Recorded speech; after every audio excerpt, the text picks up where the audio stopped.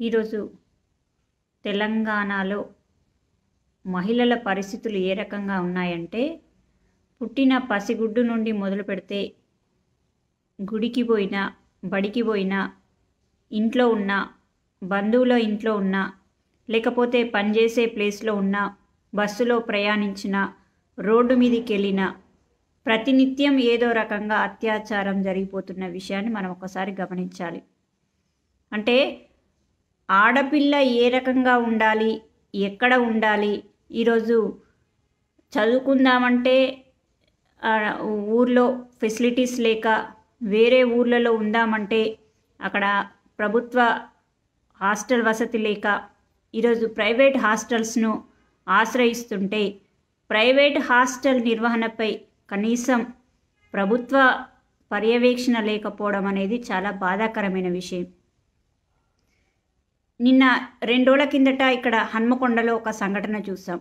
అంటే గతంలో కూడా ఇలాంటివి జరుగుతూ ఉండొచ్చు, కానీ హన్మకొండలో బట్టబయలైన సంఘటన ఏ రకంగా అంటే, బయటికి అంటే ఒక ప్రైవేట్ హాస్టల్లో చదువుకుందామని, అంటే సమాజానికి న్యాయం చేద్దామని, ఒక న్యాయ వృత్తిని చదువుదామని ఒక హాస్టల్లో ఉండి ఆశ్రయిస్తున్న మహిళ, ఒక అమ్మాయి ఈరోజు ఏదైతే అధికార పార్టీ ఎమ్మెల్యేల అనుచరుల చేతిలో ఏ విధంగా అత్యాచారానికి గురైంది, ఏ విధంగా బ్లాక్మెయిల్కు గురవుతుంది, ఏ రకంగా ఆమె పరిస్థితి బాధాకరంగా ఉంది అనే విషయాన్ని ఒక్కసారి ఎగ్జాంపుల్గా తీసుకోవాలి. ఈరోజు ఈ అమ్మాయి ధైర్యం చేసి బయటకు వచ్చింది కాబట్టి విషయాలు తెలుస్తున్నాయి. అదే రకంగా అసలు బయటికి రాకుండా, పరిస్థితిని చెప్పుకోకుండా, పరిస్థితి చెప్తే ఎక్కడ తల్లిదండ్రులు చదువును మధ్యలోనే ఆపేసి ఇంటికి తీసుకెళ్తారనే భయంతోనో, లేకపోతే అక్కడ హాస్టల్ నిర్వాహకుల చేతిలో భయంతోనో ఏదో రకంగా ఈరోజు ఇబ్బంది పడుకుంటూ వాళ్ళు అష్టకష్టాలు పడుతూ ఆ హాస్టల్లో ఉండి చదువుకుంటున్నా కానీ కనీసము వాళ్ళకు రక్షణ అనేది కరువైన విషయాన్ని ఒక్కసారి గమనించాలి. హన్మకొండ నడిబొడ్డులో, అది కూడా ప్రెస్ క్లబ్ వెనకాల, అట్లాంటి ప్లేస్లో ఒక ఏమంటారు ప్రైవేట్ హాస్టల్ నిర్వహిస్తున్న, అసలు అది హాస్టల్ అంటే ప్రైవేట్ హాస్టల్ ఏ రకంగా ఉన్నాయంటే, ఈరోజు గవర్నమెంట్ హాస్టల్ పరిస్థితి అదే రకంగా ఉంది. గిరిజన ఆశ్రమ పాఠశాలలు కానీ, ఎస్సీ ఆశ్రమ పాఠశాలలు కానీ, గురుకులాల పరిస్థితి కానీ చాలా భయంకరమైన పరిస్థితులలో ఉన్నాయి. అందులో ఉండలేక ఇమడలేక బయట ఉండి చదువుకుందామని వస్తున్న వాళ్ళ పరిస్థితి కూడా ఈరోజు ప్రైవేట్ హాస్టళ్ళ తీరు కూడా చాలా భయంకరమైన పరిస్థితిలో ఉన్న విషయాన్ని ఒక్కసారి గమనించాలి. ఈరోజు వేలకు వేలు తల్లిదండ్రులు తెల్లారి నుండి సాయంత్రం వరకు కష్టపడుతూ ఎండనక పగలనక రేయనక తమ పిల్లలు చదువుకుంటే వాళ్ళకు ఫ్యూచర్ ఉంటుంది కదా అనే ఉద్దేశంతో లక్షలాది రూపాయలు వెచ్చించి ఈరోజు కళాశాలకు ఫీజు కట్టేసి ప్రైవేట్ హాస్టల్లో నెలకు 10,000 20,000 పంపించుకుంటూ పిల్లలు చదువుకుంటారు కదా అని చెప్పి ప్రైవేట్ హాస్టల్లో ఉంచితే, ఆ హాస్టల్ నిర్వహణ విషయంలో అసలు ఎవరు బాధ్యులు? ఈరోజు ప్రైవేట్ హాస్టళ్ళు గల్లీ గల్లీకి పుట్టగొడుగుల్లా ఉన్నాయి. ఎక్కడా చూసినా ప్రైవేట్ హాస్టల్లే. అంటే ఒక 20-30 మంది అమ్మాయిలను జమేయడం, ఒక 2-3 రూమ్లలో హాస్టల్ నిర్వహించడము, అసలు అందులో ఫెసిలిటీస్ ఏ రకంగా ఉన్నాయి, హాస్టల్ నిర్వహించే ఒక పద్ధతి ఏ రకంగా ఉంది, అసలు దాని పర్యవేక్షణ ఎవరు చేయాలి, దానిలో కష్ట నష్టాలు కానీ, అమ్మాయిల భద్రత విషయంలో ఎవరు, ఇప్పుడు హాస్టల్ నిర్వహించే హాస్టల్ నిర్వాహకురాలు ఏదైనా అక్కడ తప్పొప్పులు జరిగినా కానీ ఆమె చేతులెత్తేసి పారిపోతుంది. మరి ఇంతమంది పిల్లల భద్రత ఎవరు చూసుకోవాలి? ప్రభుత్వానికి బాధ్యత లేదా అనేది ఇక్కడ ఒక ప్రశ్న. ఈరోజు తల్లిదండ్రులు కూడా ఒక విషయం ఆలోచించాలి.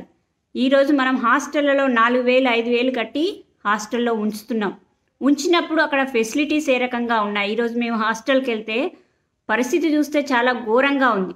చిన్న రూము, అంటే ఒక చిన్న హాల్ లాంటి రూములో దాదాపు 20 బెడ్లు. ఎంత సఫోకేషన్ అంటే అందులో వెంటిలేటర్ లేదు, కనీసం వెంటిలేషన్ లేదు, కనీసము గాలి పీలుస్తామంటే గాలి కూడా లేదు. పరుపులు, పాత పరుపులు పక్కన అతికిపోయినట్టుగా ఇట్లా వేసి కాలు కింద పెడదామంటే లేని పరిస్థితిలో ఉన్నదంటే, ఈరోజు హాస్టల్స్ అనేటివి కేవలం కమర్షియల్ పర్పస్లోనే, అంటే పిల్లలు 4 ఏళ్ళు కష్టపడి హాస్టల్లో ఉండి చదువుకోవాల్సిన పరిస్థితి ఉన్నప్పుడు కనీసం మనం డబ్బులు పెడుతున్నాం, 3,000 పెడుతున్నాం, 4,000 పెడుతున్నాం, హాస్టల్ నిర్వాహకులు అడిగినంత పెడుతున్నాం.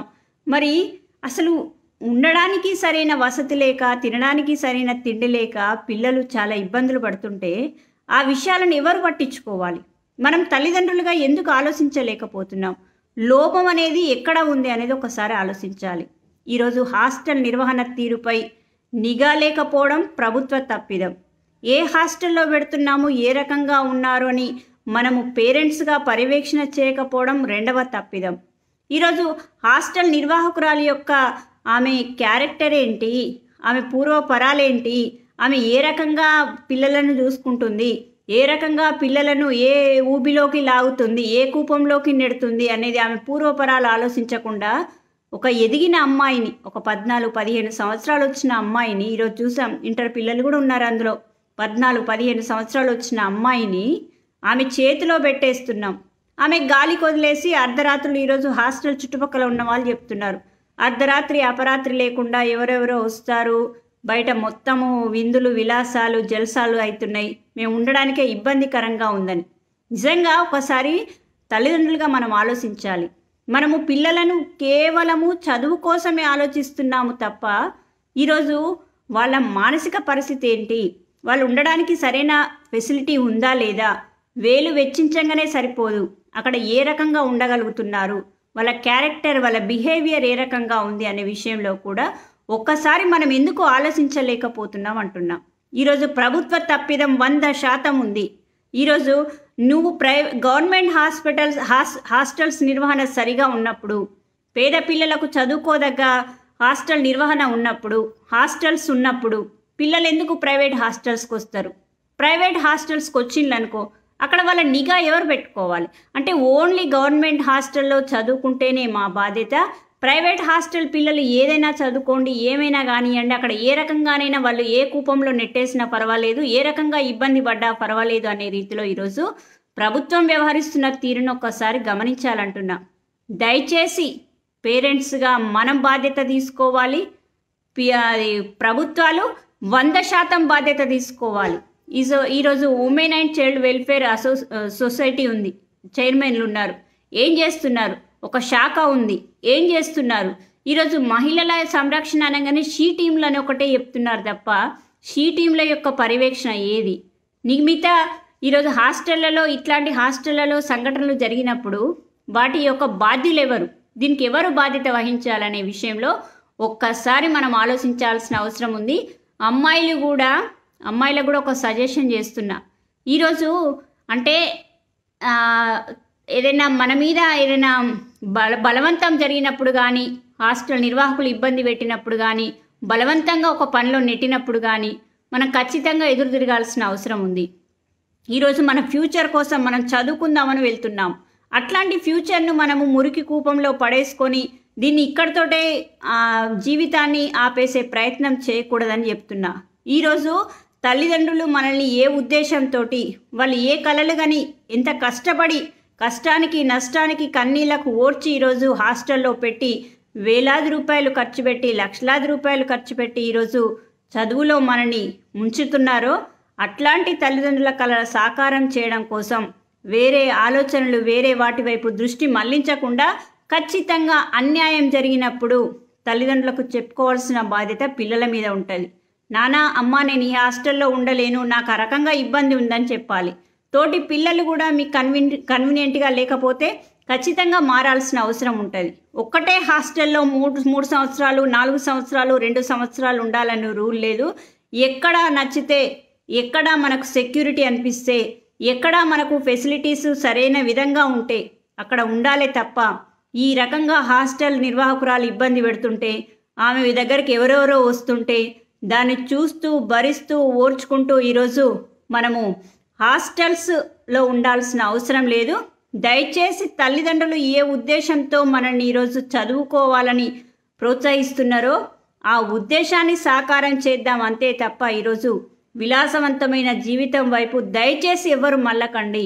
4 సంవత్సరాలు అంటే 25 సంవత్సరాల వరకు, మీరు 22-25 సంవత్సరాల వరకు ఎట్లాంటి ప్రలోభాలకు లొంగకుండా మీరు చదువు మీదనే దృష్టి పెడితే ఖచ్చితంగా మిగిలిన జీవితం మొత్తం బంగారుమయమైతే తప్ప ఈ 16 సంవత్సరాల నుండి ఈ 22 సంవత్సరాల లోపు ఇట్లాంటి ప్రలోభాలకు లొంగి ఇట్లాంటి బ్లాక్ మెయిలింగ్లకు భయపడి బలవంతంగా మీరు మురికి కూపంలో నెట్టబడితే ఖచ్చితంగా ఇక్కడితోటే మీ జీవితం అంతమవుతుంది అనే విషయాన్ని గుర్తుపెట్టుకోండి. ఒక్కసారి మీ తల్లిదండ్రులను గుర్తు చేసుకోండి, వాళ్ళు పడ్డ కష్టాన్ని గుర్తు చేసుకోండి. ఈరోజు హాస్టల్ నిర్వాహకురాలలో కూడా ఒకటే వార్నింగ్ ఇస్తున్నాం. ఈరోజు మీ పిల్లలు ఉన్నారు, మీ కన్న బిడ్డలకేమో ఫెసిలిటీస్ కావాలి. అదే డబ్బులు వేలు పెట్టి ఇక్కడ హాస్టల్లో ఉంటున్న వాళ్ళ పాలన వద్దు. వాళ్ళని ఏ రకంగానైనా గాలికి వదిలేయాలి, ఏ రకంగానైనా ఇబ్బంది పెట్టాలి, వాళ్ళని ఏ రకంగానైనా వాడుకొని ఈరోజు డబ్బులు సంపాదించాలి అనే ఉద్దేశం ఉన్న ప్రతి ఒక్కరికి నిజంగా ఒకటే చెప్తున్నా, నీ పిల్లలను తప్పు చేయించినట్టుగా భావించాలి. ప్రతి హాస్టల్లో ఉన్న ప్రతి బిడ్డని కన్నబిడ్డగా భావించి వాళ్ళు ఏ తప్పు చేసినా మన బిడ్డలకు రిఫ్లెక్ట్ అవుతుంది అనే విషయాన్ని గుర్తుపెట్టుకున్నప్పుడే ఖచ్చితంగా ఇట్లాంటివి జరగకుండా ఉంటాయి. ప్రభుత్వానికి కూడా విజ్ఞప్తి చేస్తున్నాం. ఈరోజు ఎట్లాగో గవర్నమెంట్ హాస్టల్స్ను వాటి నిర్వహణను గాలికి వదిలేసిళ్ళు, కనీసం ప్రైవేట్ హాస్టల్స్ మీద నిర్వహణ లోపం ఉన్న వాటి మీద ఇట్లాంటి అధికారుల ప్రలోభాలకు లొంగి హాస్టల్ వార్డెన్ వేధింపులకు గురైన వాళ్ళను కాపాడి ఇట్లాంటి ప్రైవేట్ హాస్టల్స్ పుట్టగొడుగుల్లా వెలుస్తున్న వాటి మీద కూడా ఒక నిఘా నేత్రం పెట్టాల్సిందిగా మీ అందరికీ విజ్ఞప్తి చేస్తున్నాను. హాయ్ ఫ్రెండ్స్, మా టుడే టుమారో యూట్యూబ్ ఛానల్ చూస్తున్నందుకు చాలా థ్యాంక్స్. మరిన్ని లేటెస్ట్ వీడియోస్ కోసం వెంటనే సబ్స్క్రైబ్ చేయండి. అలాగే ఈ బెల్ ని కూడా రింగ్ చేసేయండి. మా నోటిఫికేషన్స్ అన్ని మీ మొబైల్లో వస్తాయి. అలాగే మా వీడియోస్ మీకు నచ్చితే లైక్ చేయండి, షేర్ చేయండి, నచ్చకపోతే కామెంట్ చేయండి.